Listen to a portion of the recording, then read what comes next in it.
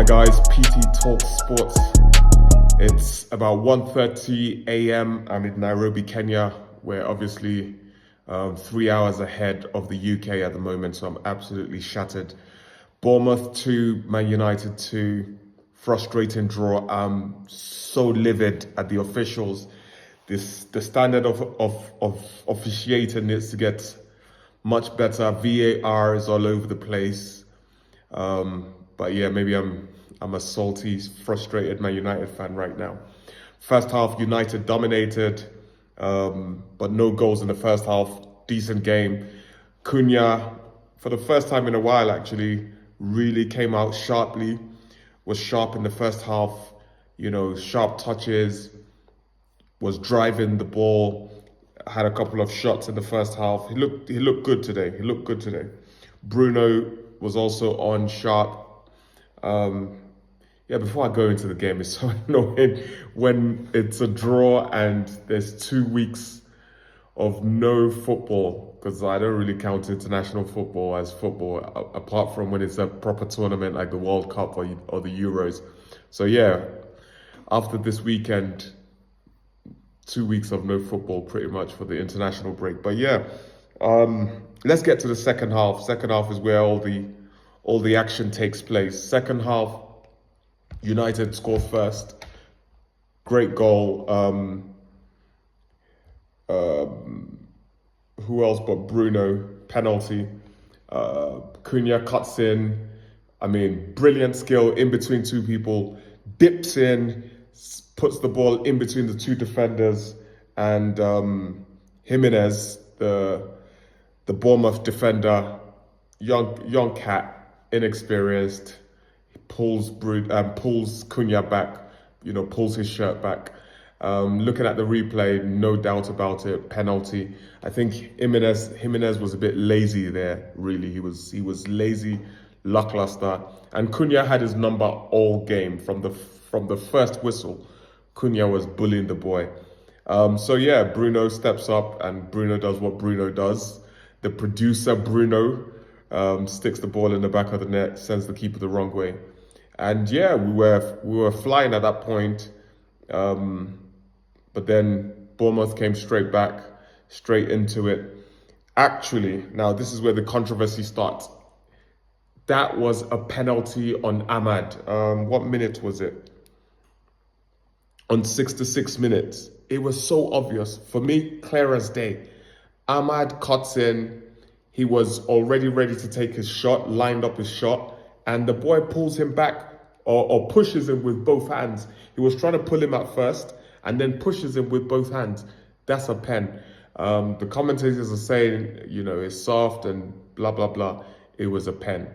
But the ref had his mouth to his whistle. Blow the thing, man. Blow the whistle.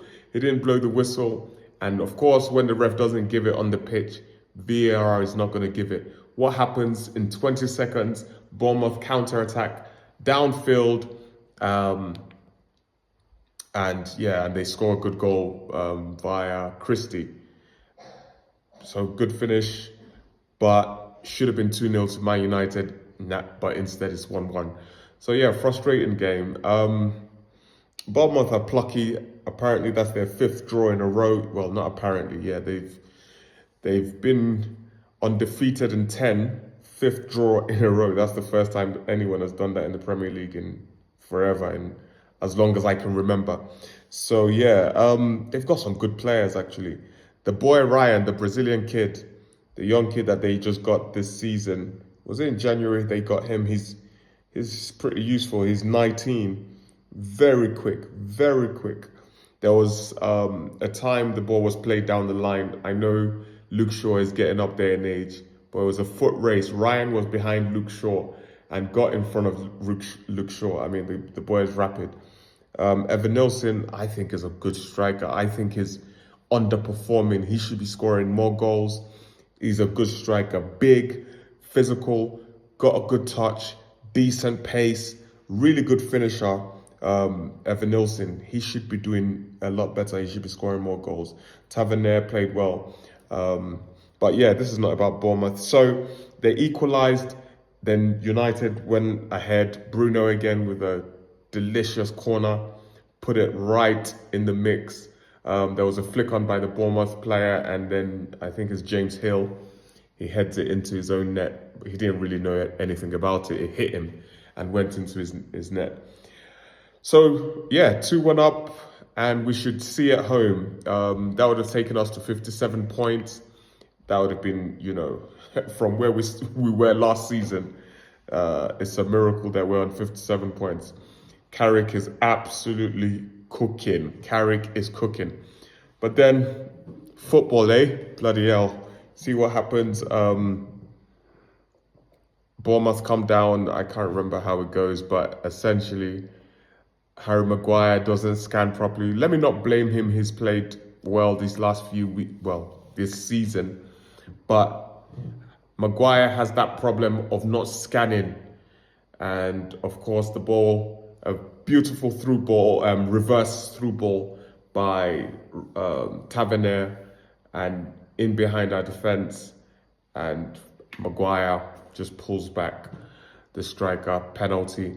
Krupi that just came on, another 19-year-old kid, cool as a cucumber, sticks the penalty into the net, send Lemans the wrong way.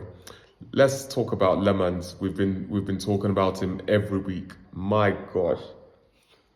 I know people will say, you talk about Mbumo, you talk about Cunha, you'll talk about Air Sesko for Man United, then you look at other signings with other teams, people like Semenya this January has been so vital for City. Ekatike has been a brilliant signing for Liverpool this season. But for me, best signing this season, best summer signing was or is Lemans. The guy is just, my gosh. As an African, I loved, not loved, that's overstating it. I wasn't down for the criticism of Onana. I thought he was harshly or hard done by. He made some mistakes, but every keeper makes mistakes. But seeing the difference between Lemans and Onana, the way the team plays, the confidence of the defense, it's night and day. At the end there, when Maguire got sent off, we had Lenny Euro, who's 20, and Aiden Heaven, who's also 20. Two young, inexperienced centre-backs. And you wouldn't have known, not because they were excellent, they were all right, but because the keeper behind them was just cool, calm, collected, did everything properly, assured in his punching, assured in catching. Nothing spills. You don't know what that means. Man United next season, watch out. We just need a centre-back. We need 2 or 3 midfielders, proper midfield. Oh my gosh, let's get to the midfield. This is getting long now. I didn't think this video was going to be long because, yeah. Ugarte. Oh my God. When I saw him, and I don't want to criticize international professional footballer playing at the top level. Who am I? What level did I play? I played, low-level professional and semi-pro football and college football, so nowhere near. But as soon as I saw the guy on the sideline getting ready to come on, I just said to myself, what is he coming to do on the pitch? What is he coming to do on this pitch? And as soon as he came on, gave the ball away a couple of times. Almost cost us a goal. You could just tell that his confidence is zero. His confidence is on the floor. So yeah, we need to find a buyer for Ugarte at the end of the season. Even when he becomes confident enough, he has some good attributes. He's tenacious. He's got an engine, but he just doesn't do well under pressure. He's not press resistant at all.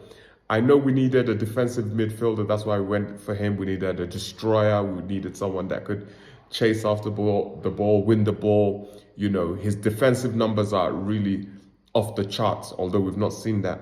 But right now, he's useless.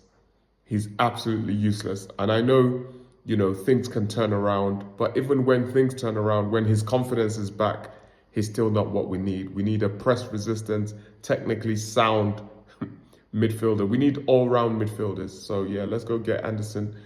I still trust him. I still feel that Baleba will be a good signing, but Anderson is top of the charts right now.